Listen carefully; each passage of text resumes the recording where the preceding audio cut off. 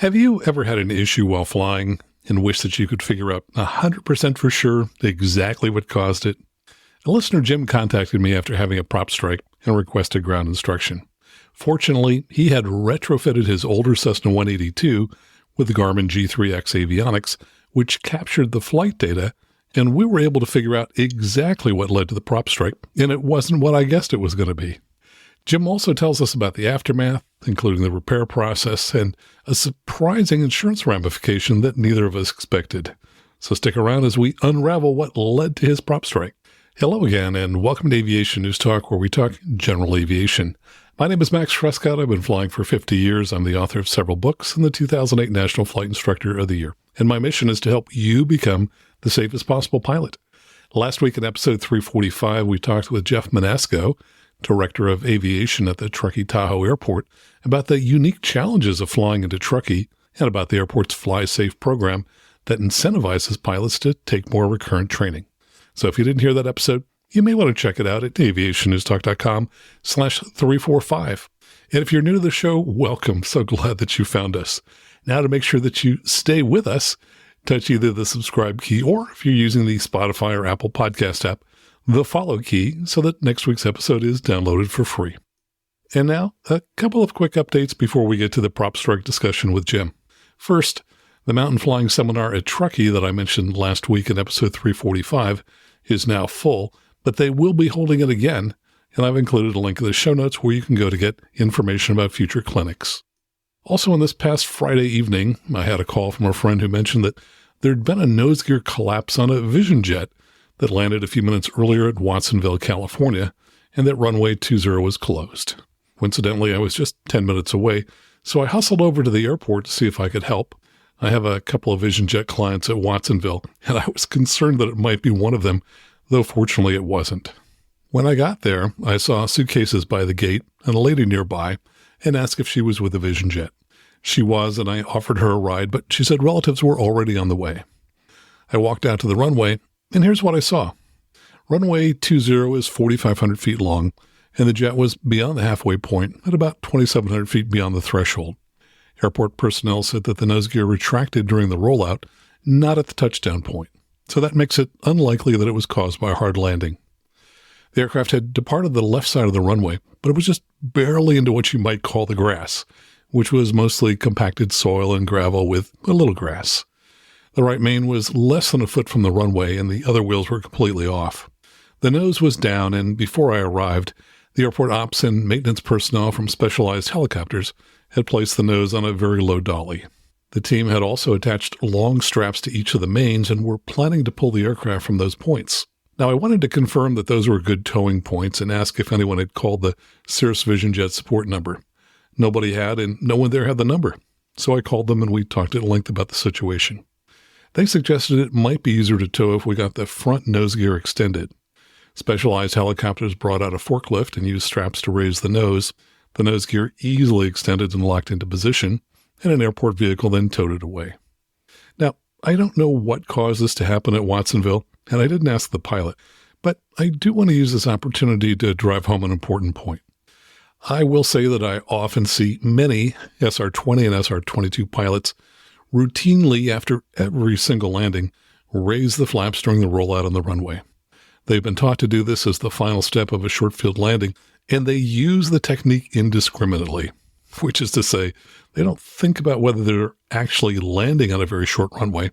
They just do it automatically without thinking for every landing they ever do, even on 10,000-foot runways. And I assure you, these are not people that I've taught to fly in these aircraft. Longtime listeners have heard me say that this is a terrible habit. And I will add to that if you are one of the pilots who does this, you should resolve to break yourself from that bad habit now. I've also mentioned that a nearly universal practice among all professional pilots who fly for a living is that after they land, may I please scream this as I say this, and you can insert whatever expletive you'd like to include in it, they should not touch anything after they land, nothing at all until they are off the runway and stopped on a taxiway. Why? Because while raising the flaps in a fixed-gear aircraft won't cause a problem, it does create a huge problem once you step into retractable gear aircraft such as the Vision Jet. And that is because all pilots, no matter how brilliant we are, we make mistakes. Yes, you, me, and everyone else. And a common mistake for people who are in that nasty habit of raising the flaps immediately after every landing is to occasionally raise the landing gear by mistake. And if you're thinking, yeah, but the landing gear isn't supposed to come up if I accidentally raise the landing gear while the aircraft is on the ground. Well, guess what? Sometimes it does. And saying, but it wasn't supposed to come up, is no defense when it does. One way this can happen is if the aircraft is still moving on the runway, the nose wheel may unweight itself, as it's going up and down, just enough so that the weight on wheel sensor leaves the on-the-ground position for just a fraction of a second, which will be long enough to cause the nose gear to retract if you happen to have raised the landing gear lever instead of the flaps. So if someone has taught you to raise the flaps immediately after every landing, in my opinion, they have done you a terrible disservice. And now you have to do the hard work of breaking that habit and committing to never doing it again. Unless, of course, you're on a very short runway. Because if you don't, someday when you move into an aircraft with retractable landing gear, you may find yourself standing next to an aircraft with its nose down on the runway, wishing that you hadn't raised the landing gear instead of the flaps. Again, I'm not saying that's what happened at Watsonville. I really am not, because I don't know what happened there for sure. But this kind of thing happens more than you'd think. And this incident was just a good opportunity to talk about this important pilot technique. And by the way, could your backpack or flight bag use an upgrade? Then you'll want to take advantage of a closeout deal from mega supporter Brian Schultz. While giving a check ride, he saw a student's backpack he liked, so he ordered one. But a few months later, the straps broke. So out of frustration, he designed a backpack with reinforced straps, heavy-duty YKK zippers, and bigger pockets. He sent me a sample, and I'm loving it. I counted 15 zippered pockets. Now, that's a lot. There are 3 big ones. One has 3 dividers for papers or file folders. Another is perfectly sized for a laptop. And the third one is for your big items. I put 2 Lightspeed headsets in it and still have room to spare. And that pocket has Velcro dividers so you can separate items. On the outside, I counted 6 smaller pockets for storing sunglasses, battery packs, an iPad mini, and other stuff. Now, 2 features I really love are the luggage sleeve, which lets you slip it over a suitcase handle so you don't have to carry it on your back. And there's a double reinforced grab handle with some kind of silicone padding that cushions my hand when I carry the backpack. Best of all, it's a closeout deal. Like many entrepreneurs, he's focused on new things and is getting out of the backpack business. Brian has sold hundreds of these bags at $199 plus shipping. But if you use the promo code MAX, yes, my name, MAX, you'll get the bag for half price, just $99.50. And for each bag you buy, Brian will send a check to support this show. You can get your backpack at AV8, that's the number 8, rgear.com, so aviatorgear.com, or just go to aviationnewstalk.com/backpack. Now see if you know any of these people who made the transition this week from listeners to supporter. First, thanks to these 4 people who signed up via Patreon. They include Stuart Allen, Rick Vanden Heuvel, David Vale, and Sam Estes, who also made a one-time donation via PayPal to celebrate a recent accomplishment that we'll talk about next week. And we also had a one-time donation via Venmo that came from Alicia Real. And she said, this is in support of the podcast. My husband loves your show. This is a birthday gift for him. So if you could read out his name, that would be amazing. His name is Nicholas Real. His birthday is August 15th. If his show happens to coincide with that day, even better. Thank you. Well, happy birthday. And now let me tell you about our video of the week.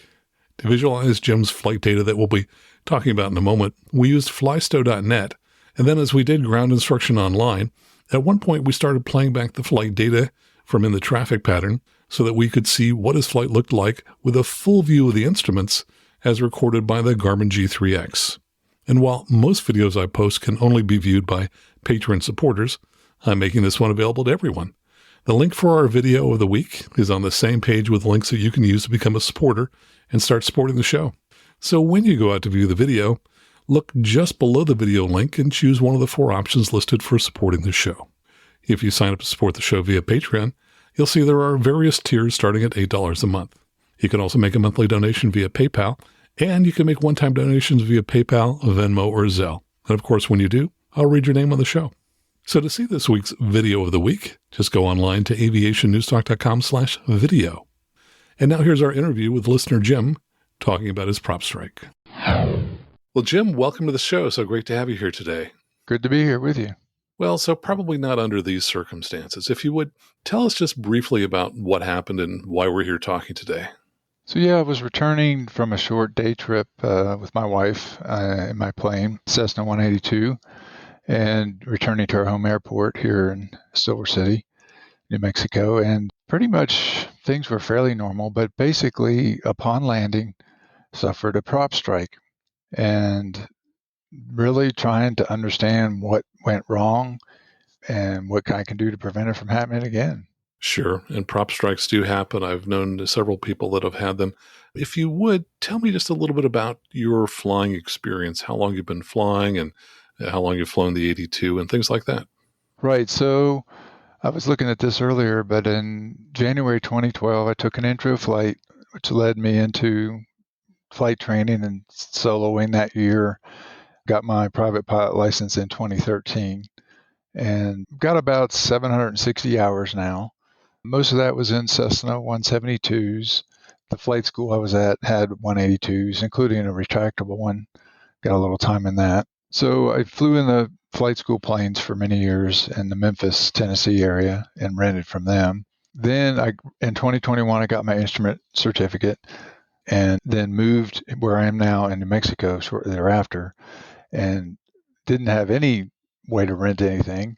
There's a flying club about an hour and a half, 2 hours to drive away in Las Cruces. So I joined there and was maintaining currency. And they had a 1969 172 as well. 182, sorry.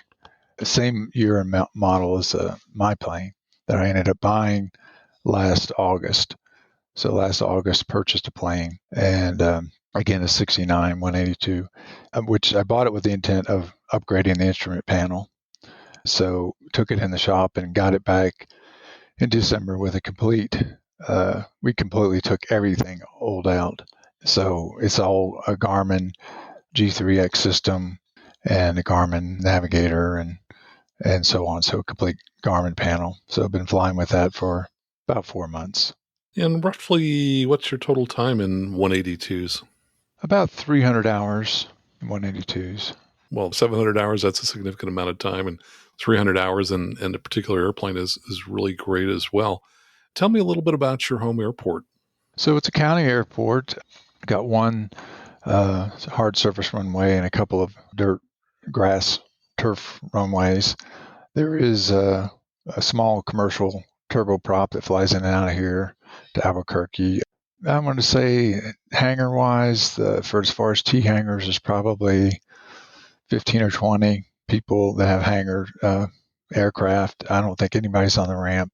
The biggest other commercial activity, it's a forest fire fighting base for the U.S. Forest Service. So along about this time of year, there's even old jets and big turbine helicopters and some of the smaller converted crop duster types aircraft in here operating for firefighting service. But otherwise, it's just a GA airport. Like I said, there is a commercial. They fly in King Airs now up to Albuquerque typically. So in the EAS, as people would say, EAS subsidized service. And how long is the runway that you were using? And it's, I want to say, 8,000 feet, 7,000 feet, something like that. So obviously runway length was not an issue in this incident. No, it is, the field elevation is 5,400 feet. So we have density altitude all the time. So rarely do we have a standard atmosphere here. So talk a little bit about the flight that day. What was the weather like and how did the day start out and what did you do? So the purpose was celebrating my wife's birthday. It had been the day before, and we went over to Truth or Consequences, which is not really that far of a place to even drive, but we chose to fly. Went to a local hot spring spa, so we had sort of a spa day over there. So this was the return flight in the afternoon from there. Weather-wise, we did have some showers in the area. This is mountainous terrain. The Truth or Consequences area is in the Rio Grande Valley, but there's mountain ridges on both sides, but a pretty big valley. And flying back, there was some turbulence, some sort of downwind. The wind aloft was kind of out of the northwest coming across the ridge towards us and creating a little bit of turbulence. And that was, my wife is semi-tolerant of turbulence, but I'm quite aware of her dislike of it. So we actually didn't take the most direct route back, went more further south towards the Deming, New Mexico area and around sort of the south side of a ridge. It's a pretty good opening in the mountain ridge there, because the more direct route was going across the ridge at a lower elevation than some of the hills or mountains around. But I knew that there was going to be some pretty rough ride through there for her. And even to the point, it was still a little bit bumpy. And I said, well, look, I'll just sit down here at Deming and let you off, and I'll fly on over, pick up the car, and come get you. It's maybe a 30, 40-minute drive between those two airports. And I said, if it doesn't get better, I'll set you down. And I was actually beginning to descend and enter a pattern for that airport when we came around the mountain ridge, and things calmed down significantly, because the terrain is such that it's fairly flat for 15 or 20 miles before the next mountain range. So the winds were certainly very calm. And anyway, so we decided to go ahead and proceed on to Grant County Silver City Airport and landed home. And everything was fairly normal at that point. In fact, the winds fairly calm. Like, I think they were reporting 300 or 310 at 8 knots or 6 knots or something like that. Fairly mild winds down, mostly not much crosswind down the runway. The runway is 826. So it was, the plan was to land on 26. Okay. And what time of day was it? So it was about 4 in the afternoon, I believe. I think the actual incident was somewhere around 4:30, something like that. Got it. All right. So it was daytime and lots of sunlight available. Yes. But there were some rain showers in the region. And I think when you look at some of the radar tracks and stuff and the history there, there were, in the more mountainous terrain, there was definitely some rain showers in the area. There were some to the south as well. And it wasn't apparent that there was any strong convective activity, in the vicinity of the airport. Now, was there anything different about this day than other days when you've gone flying? Let's see, like I said, except for going and celebrating with my wife, a small incident occurred in the morning. I was trying out a new mount for my iPad, and it didn't work out. In fact, the iPad fell and actually broke one of the switches for, I think, my strobe lights switch broke. So it was a little bit of a unusual occurrence there. Didn't need strobes, quote unquote, but that was a little bit of an incident that started the day of bigger incidents. Yeah, that must have been very annoying to have that happen. And what about sleep? Were you well rested that day? Yeah, I think so. I don't recall having any sleep problems, or we did have an appointment, I think, at the spa.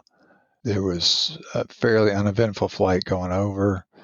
It's an even smaller county airport over there, but I'd already made arrangements. They had a car, and the guy was really nice, and we borrowed the crew car and drove over and had a good time. It got everything on time, had a good time there. So the only pressure or factor coming back was, like I mentioned before, the little bit of turbulence, rain showers in the area. So some concern for really just not wanting to get my wife be airsick or anything like that. Sure. So when you were in the traffic pattern that day, was there anything different about that? Did it feel pretty much like, yeah, this is normal flying the traffic pattern, just like I always do? It did. The one thing that I got with the instrument panel in December was an autopilot. So I've been using the autopilot, a GFC 500 a lot. And as I recall, I ran the autopilot into the downwind, I think, before I totally disconnected it and hand flew the plane.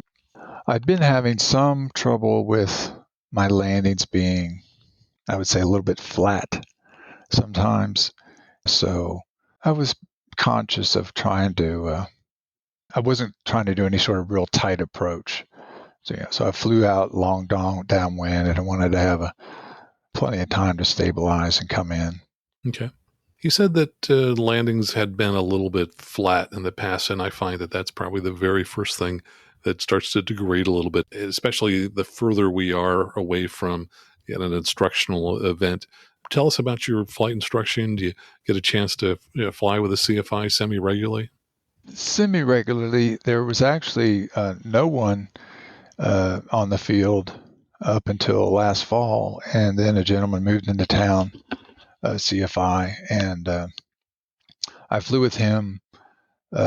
Really, he was in the role of a safety pilot for me, doing instrument approaches, and so that was not too long after I'd gotten the new panel, and so was using, learning, trying to make sure I understood all the buttonology of that system in an instrument situation, and trying to maintain currency there.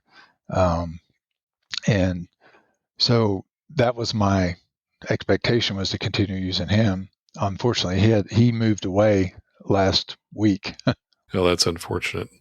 Well, let me ask you, when you're flying a traffic pattern, do you have target airspeeds and or power settings that you use when you're flying the traffic pattern? And if so, what are they?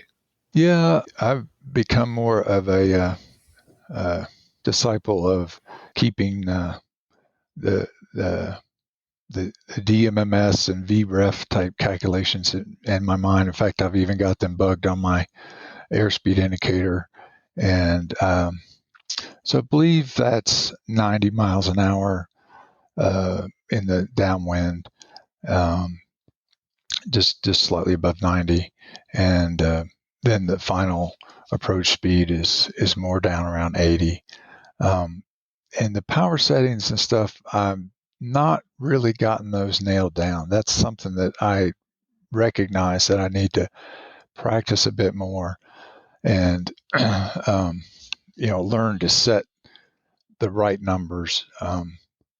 It was something that when I was flying with the flying club and the instructor over there, we did some instrument work over there too, and he was urging me strongly to kind of almost commit to memory if possible, or at least write down on a card, okay, when you're coming into the approach, set this power and this RPMs and stuff like that. So I hadn't done that quite yet with this aircraft, and certainly in my earlier training days had done more watching mainly airspeed, but not setting too much power at the same exact spot in the 182. And the 172s, I think we had pretty more set numbers when I was an earlier student. So something that I realized I probably need to improve on.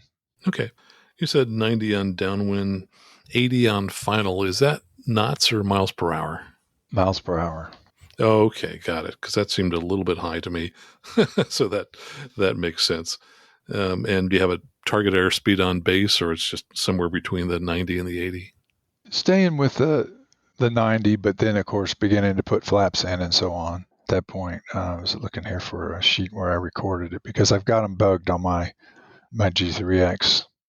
I need to do a better job of memorizing them, but I haven't flown in a while, so I'm fumbling a little bit for the numbers. Yeah, don't worry about it. So at roughly what point do you put the flaps in as you're going around the traffic pattern? Usually the first notch in the downwind, and then go to 20 in the base. And this is such a long runway and so on. Don't always go. I haven't always gone full flaps for landing here. Especially if I was a lot of times I was practicing various instrument approaches and so on, and an instrument environment don't always go full flaps until especially if you're going to practice a go around or something like that. So at most I would go 30 degrees flaps for final. And this is an older airplane. Does it have 40 degrees flaps? Yes, it does. Okay. And do you recall what flap setting you had on final on this particular day? I believe I had 30 degrees. Mm-hmm. Yeah, and of course, all the newer airplanes are limited to 30 degrees, so that would be pretty typical in newer 182s as well. Let's see. I want to just do a quick calculation here on the airspeed numbers and translate those to knots. So let me get out my calculator. Yeah, I just found my numbers. 94 knots, or 94 miles an hour is kind of the pattern speed, and then on final, 78, so right around 78 miles per hour. Okay, I just ran the numbers, divided them by 1.15. 94 comes out to be 80 knots, and 78 becomes 67 knots. And I did that because I know with the Flysto that we have here, it was showing the airspeeds, I think, in knots. Is that correct? Do you? I thought I had set it for miles per hour. All right, looks like my screen that we're going to play right here is set up to display knots. And in the airspeed tape, we're going to have indicated airspeed, which right now, just as we're about to roll out from the 45 onto the downwind, says 95 knots, true airspeed 105.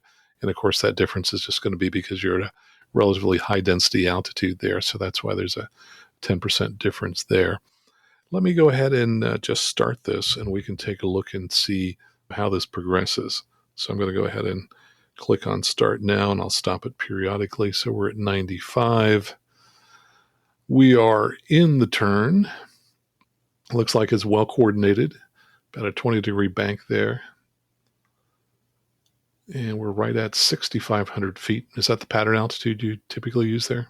Yeah, and I think this would say that the autopilot might still be on in heading mode here, and altitude hold, perhaps. All right. So we are about midfield downwind. Now the airspeed is decreasing quite a bit. We're at 6,420. It's about 84 knots.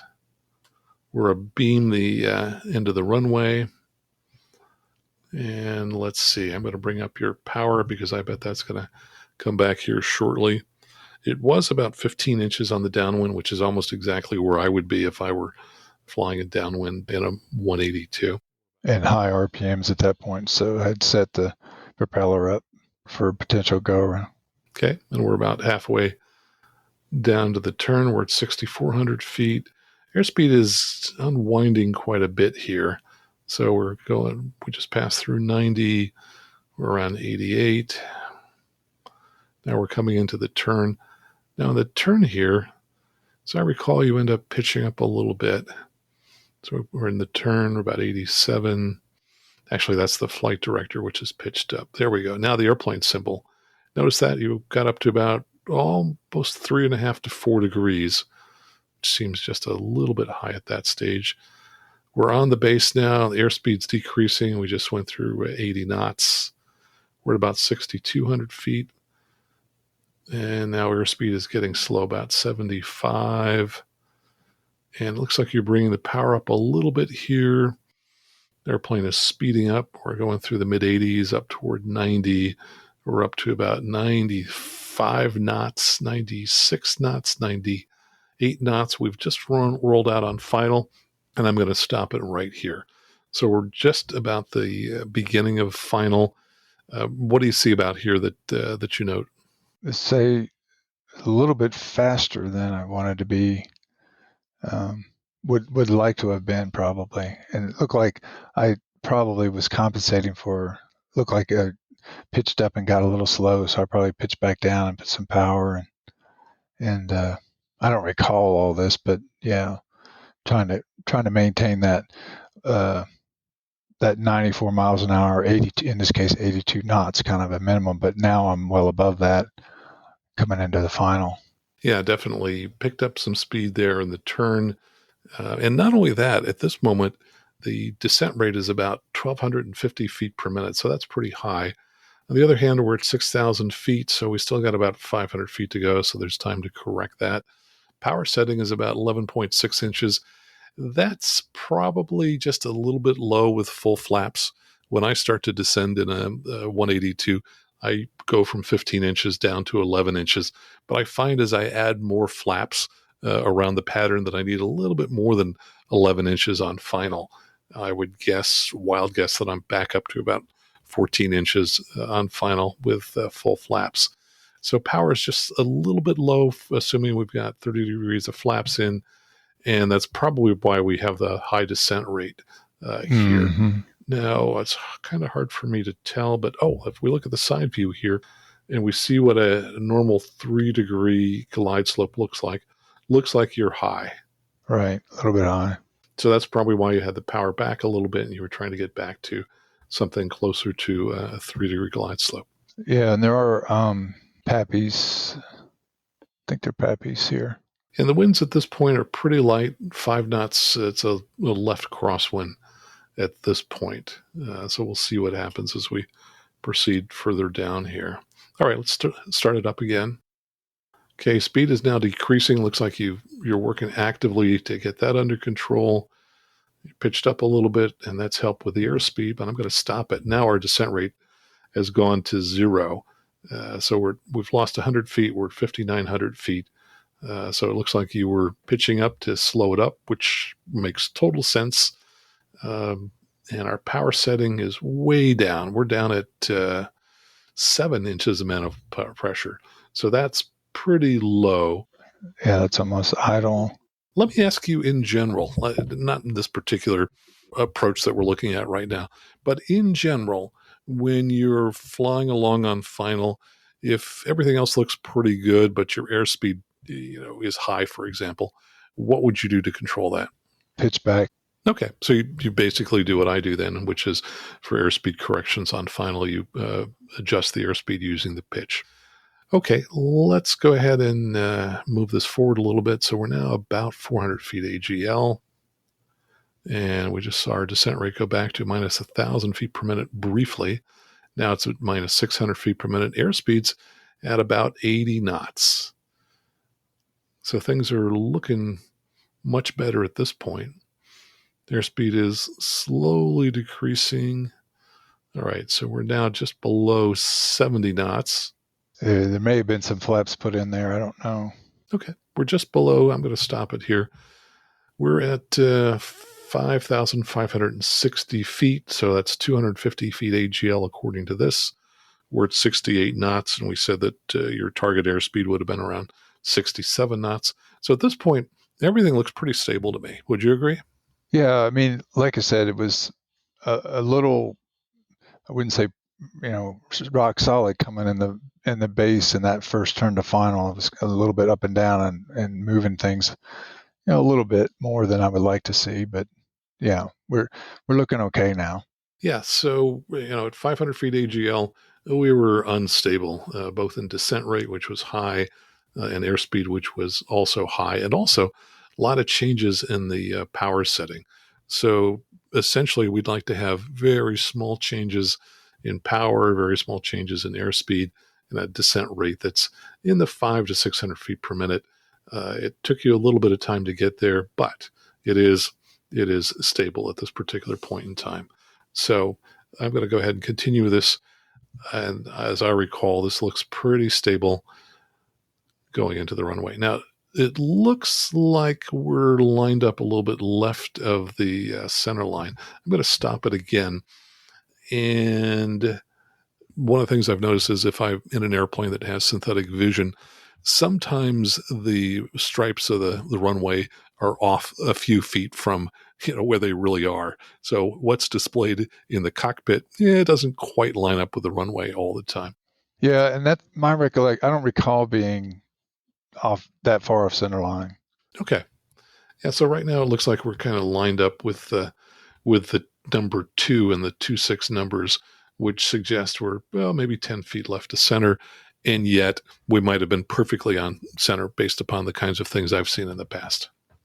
All right, so let's go ahead and continue. And it looks like we're down pretty close. We're just about to start the the round-out maneuver, the flare, I'm going to pause it here for a moment. So we're at about 64 knots. We're at 5,360 feet. Descent rate has come down to minus 350 feet. This shows us a little left of center, but again, we just don't know for sure if that's real or not. I'm going to go ahead and continue this a little bit more. The winds at this point have shifted. You may recall as we turned final, they were about 5 knots from the left. Now they're 4 knots from the right. So that was a pretty big wind shift in that 400 to 500 feet we descended. Yes. And after the fact, reviewing the data, looks like, something that I didn't realize at that time in that flight that there was a wind shift that happened. Yeah, so you've been correcting for a left crosswind initially, whereas now we're in the flare. You need to be doing some correction for a right crosswind.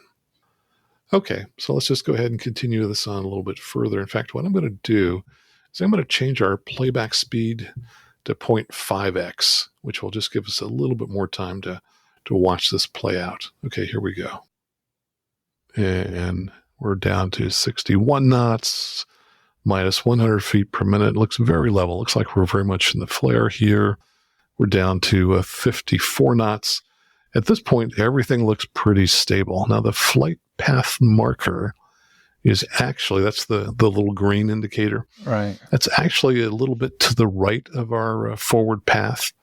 So that to me says that even though we are a little bit left of the center line according to this, that the airplane itself may be pointed a little bit to the right, as if you were correcting back to the center line. But again, we don't know for sure whether we're truly to the left of the center line, but the fact that the airplane's pointed a little bit to the right suggests maybe you were starting to correct for that right crosswind. Do you think that's the case? It's possible. I don't recall. Again, that's a fairly, not a big crosswind. It's, almost, very, very slight. So it would have been almost a muscle memory type thing going on at that point. I totally agree. 4 knots is not a heck of a lot, especially if you've got a large runway. Let's talk about correction in the flare. If you've got a wind from the right and you were slightly left of center line, what kind of control movements would you be making to correct for that? Well, a little dip the aileron, just roll a little bit to the right. And anything else? Well, and ruddering to keep aligned. Sure. Down the runway as well. And if it were a right crosswind, typically what kind of rudder input would you be using, left or right?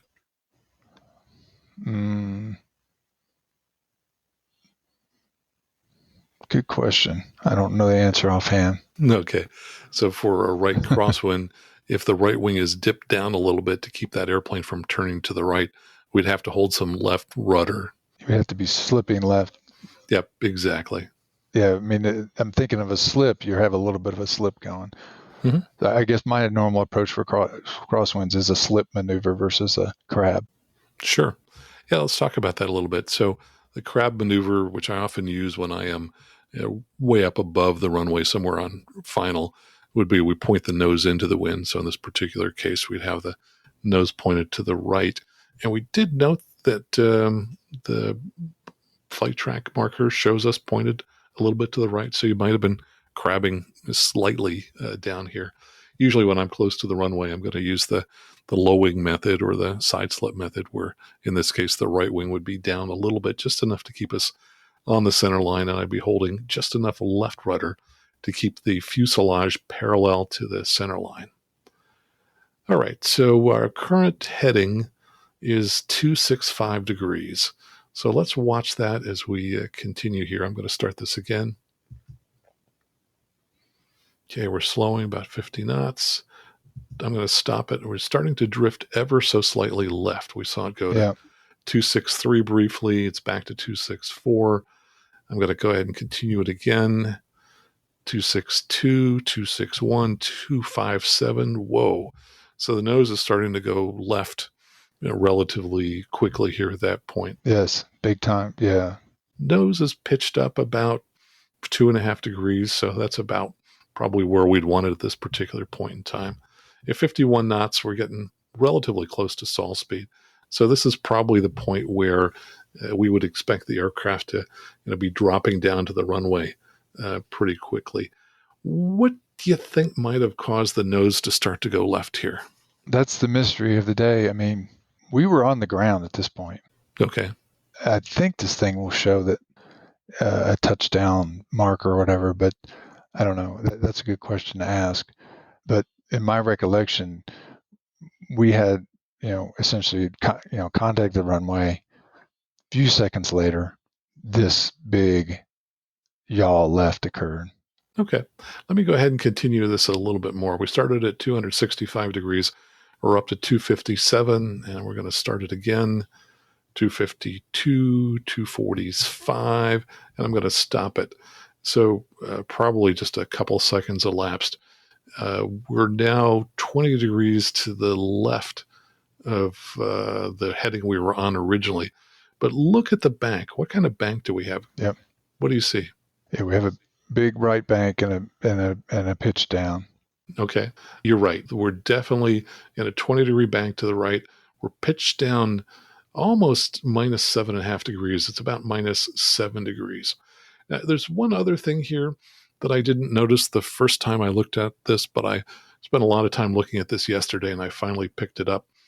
Take a look at the trapezoid, the slip skid indicator beneath the bank pointer. Mm-hmm. It's way off to the right. It's way off to the right. So what could cause it to be way off to the right? A lot of left rudder. That would be one possibility. Exactly. Or, like I said, yawing heavily left, which is what we seem to be doing. Yep. So one of the things that I think may have happened here is something that I have seen a lot in Cessnas, and I don't see it as much in Cirrus aircraft. And there's a reason, and I'll explain why. This is something that I never read about anywhere, and it's something I never hear talked about. But over the years, what I observed, particularly in Cessnas, is that when pilots do a really good job of keeping the nose up, they're trying to go for that full stall landing. You know what that looks like. The cowling starts to obscure the end of the runway, and you know that, okay, I'm pitched up to the proper level. When a pilot does a good job of doing that, they get really slow. They get very close to stall speed, which is what we want. They end up touching down just slightly above stall speed. But here's what I see what happens.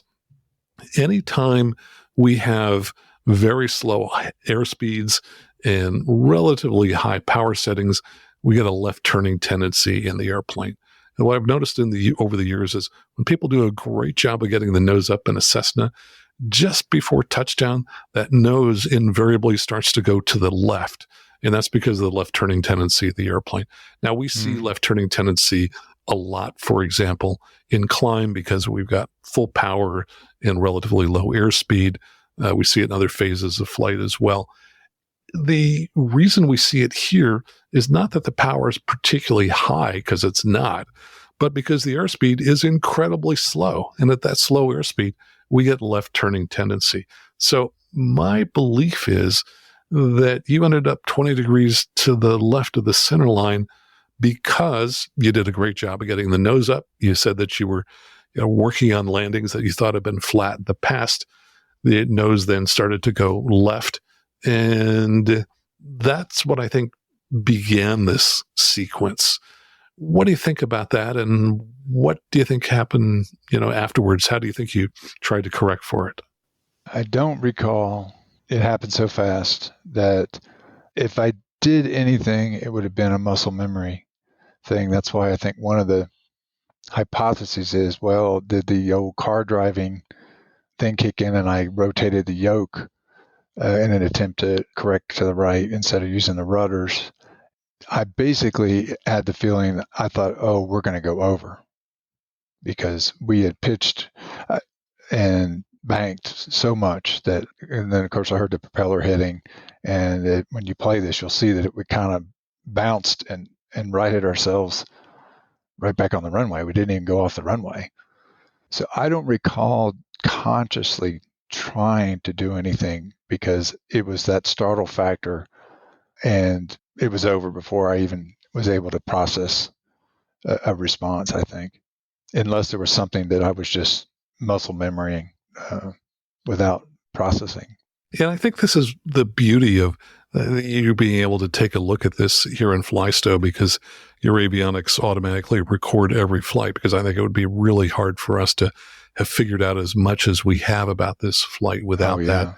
But this, to me, where we've stopped it here, where you're in the 20-degree bank to the right and with a trapezoid, far to the right, I think this really tells us that you probably were correcting by banking rather than using the proper amount of rudder.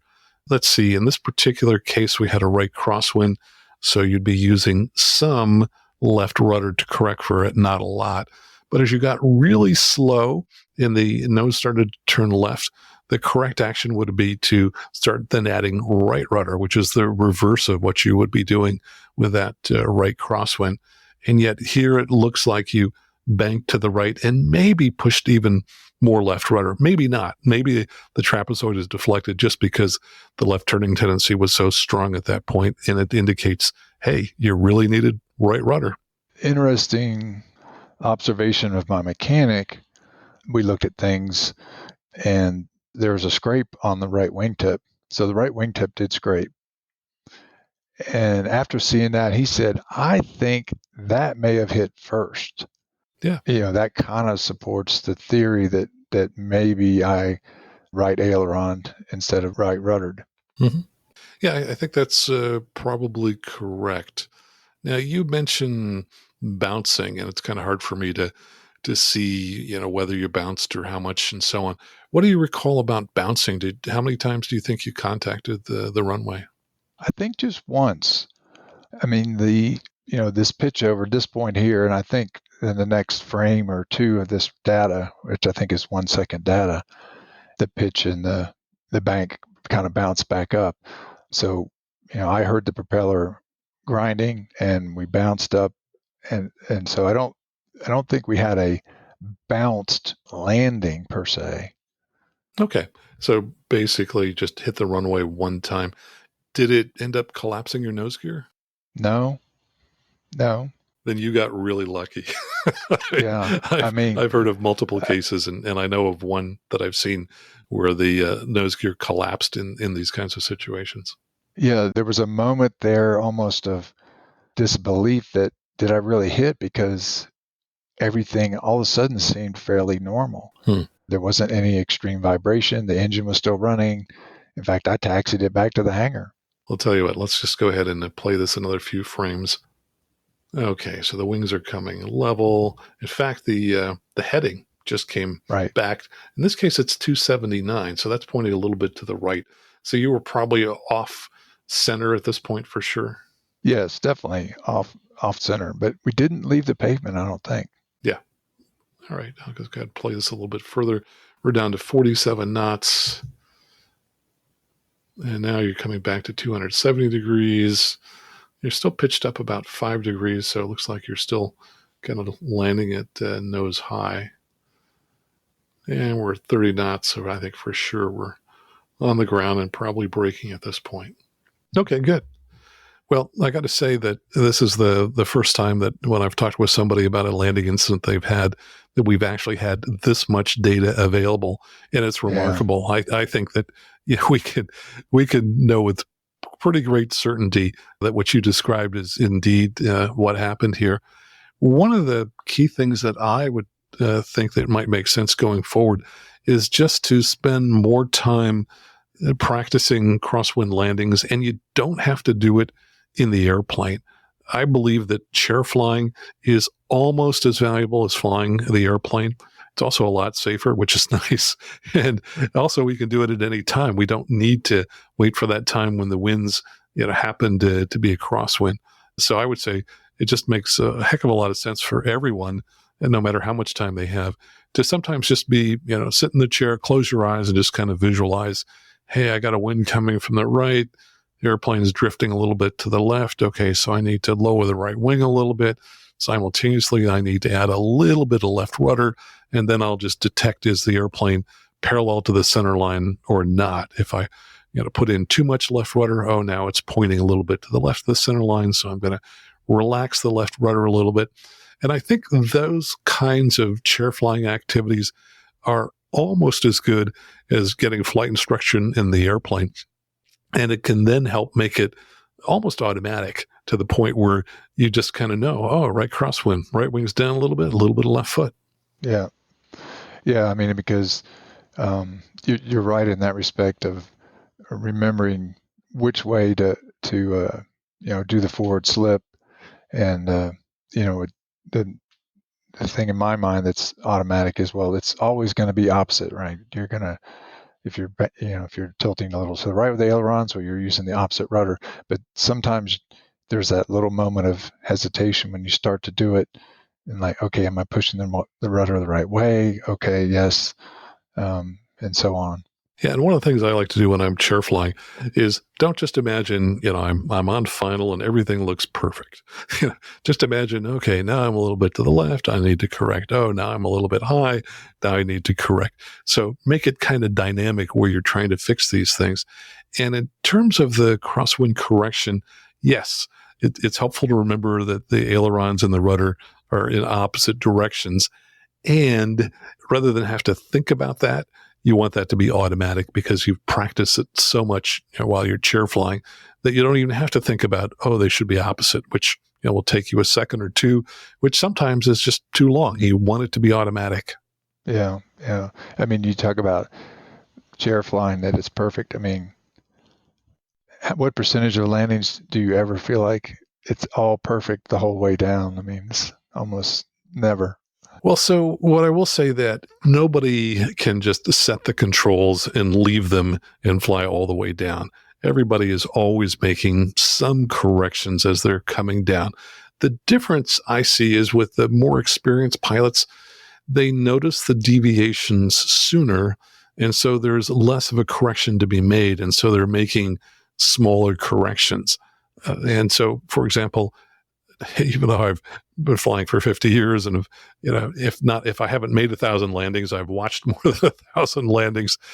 I never feel like, oh yeah, this is just another landing. To me, I'm really focused on it. I'm on kind of high alert. So yeah, every landing deserves 100% of my attention. And by giving it that, I can make it look like I'm barely making any corrections because the corrections are relatively small. Yeah, yeah. Well, let's see. Any other things that you want to talk about here about this today? Well, I think I mentioned in my email about insurance and decisions about what to do with the airplane and repairing it and all those sort of things. There's a whole myriad of things when this occurs that, all right, what's it going to take to get back in the air and so on. So why don't you tell us a little bit about that? For example, tell us about the insurance company and their reaction.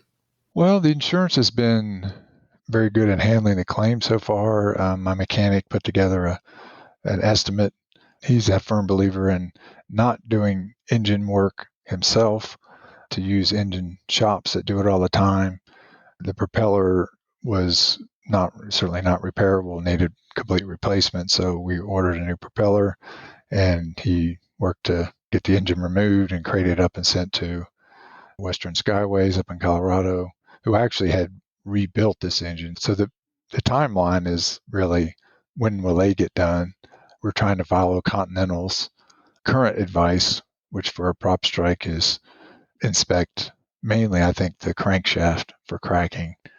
Although I've heard subsequently that, especially at these low power type of strikes, that it's been very rare to have found crankshaft type damage and so on. And in fact, in the longer ago past, many people would just put a new propeller on, check the engine. And my mechanic did a lot of engine checks, high-speed taxis, and all these sort of things. And he felt like the engine is probably fine. They've got it apart and cleaned. And unfortunately, I think quoted us 12 to 16 weeks for the total job. So that's maybe going to be quicker now that they've actually got it and are starting to look at it, but that's always an ordeal. But the insurance company has given me partial payment for the work done so far. But then we suddenly get the notice, well, we're going to not renew your policy when it expires later on this summer. So now there's the agent telling me, well, we might be able to talk to the underwriter and maybe they'll prescribe some remedial training or so on and so on. And I thought about even trying to write up a bit of a resume about, well, I listen to Max Trescott all the time. I participate in FAA safety webinars and IMC clubs and all these things that I try to do to improve my safety and whatever it's going to take to get reinsurable again. So that's another journey in the whole process. Yeah, that surprised me. And it hadn't occurred to me that the insurance company would decide to not renew you. But as I thought about it, yeah, I understand why insurance companies do that at times. Certainly in the homeowners insurance area, we've seen a number of companies. In fact, my company that I get homeowner insurance through has decided to stop issuing it in a number of parts of my state here. So yeah, insurance companies obviously are always looking to minimize their risk. But hopefully you'll be able to work through that. One of the big issues, I guess, is just the time. I was talking with someone earlier today who said, yeah, prop strike, probably 6 months. And you've said 16 weeks. So there's basically 4 months right there. And it would be pretty easy to get to 5. So it does take you out of the sky for quite a while. And so I guess one thing that comes to mind is just how do you stay proficient during that time? Yeah, and that's another problem that there's no instructor here. There is another pilot that's got an aircraft. He's got a 175, which was that in-between model between the 172 and the 182. And so I'm trying to get with him. I tried to reestablish flying privileges with the flying club, and I was honest about why. And they said, well, we can't take you either right now for 6 months because of an accident history or whatever. So they wouldn't take me either. So I'm most likely faced with trying to go somewhere. And again, I'm kind of waiting for what the insurance might say if I need to maybe travel, because I'm in a fairly rural area. I'm probably 2 hours from Las Cruces, 3 hours from Tucson, 4 or 5 hours from Phoenix. Could certainly take a commercial flight over to Phoenix and get some instruction over there. And so that's not quite been determined what I'm going to do, except wait it out and really be very cautious at first. But yeah, I was surprised that the flying club would not let you join them immediately. But again, I can see, why that might be the case. They're probably driven by their insurance underwriters' requirements, and they probably have a requirement that says, someone who's had an accident can't be added to that insurance. I think your idea of going over to Phoenix and spending some time there is a great one. I know that there are many flight schools over there. Presumably you can find an instructor that you can connect with and just put some hours on the airplane. I think there's a lot of benefit to, as they say, getting back on the horse and riding it again. So I would recommend that you not wait too long before you do that. I think it's important that you do some flying while you're waiting to get the aircraft fixed. And I would say the sooner the better. Yeah, definitely. I mean, we're already approaching 2 months. Normally, I would have been up in the air much more often. When I was having to drive and go to the flying club, I was still trying to get over there at least once a month, and if not more often, just to maintain currency. And of course, trying to maintain instrument currency takes an effort to get a safety pilot lined up and spend some time with them. Well, I think you're thinking about the right things. So we start to wrap up here. Any final thoughts you have on this whole event? No, like I said, it seems like several people are coming down on the old driving a car muscle memory that you got to fight as a pilot to not use aileron but to use rudder, and so that's something that needs to be practiced, I think, and switch that on and off when you get into an airplane. Yeah, and one of the things I just mentioned to a friend of mine is that I always tell folks they want to keep the full right side of their body connected, which is if that right hand is going forward on the throttle, then the right foot needs to be connected to it as well. So if you kind of build that in as a muscle memory motion, anytime the right hand is going forward, the right foot is coming forward, that's going to help you in some of the situations. And then for the crosswind landings, well, I think that's back to chair simulation. Yeah, that's a good idea. I'll definitely start doing that. Well, Jim, I'm so sorry that you've had to go through this. I do think that as a result, you'll probably never be in this kind of situation again because you'll have learned a lot from it. And you'll become a better pilot as a result. And I want to thank you so much for sharing your story today because I think a lot of people will benefit from it. Okay, yes, you're very welcome.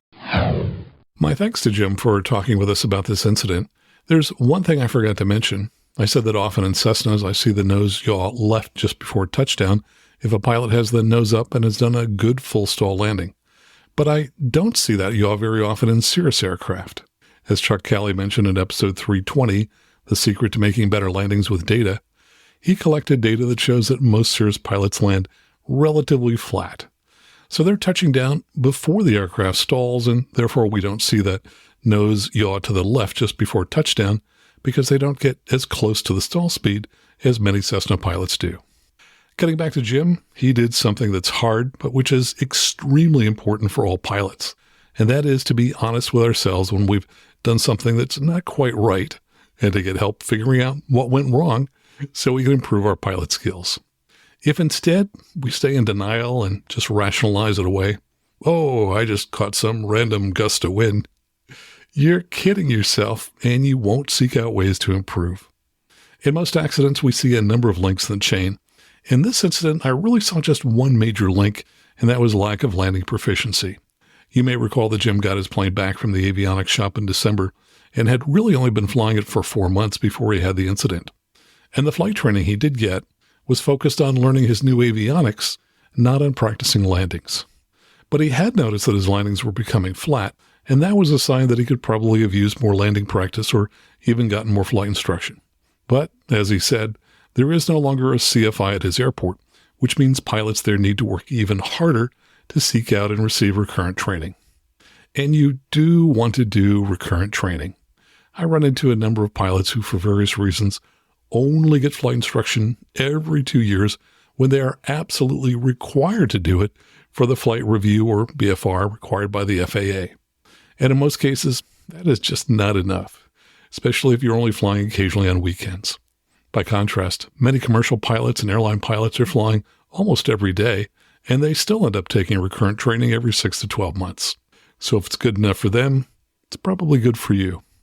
So if it's been a while since you've flown with a CFI, find one and get on their schedule. And if you're in the San Francisco Bay Area, give me a call or send me an email and we can fly together. Now, if you've enjoyed the show and have any comments, you can email me by going to aviationnewstalk.com and clicking on Contact at the top of the page.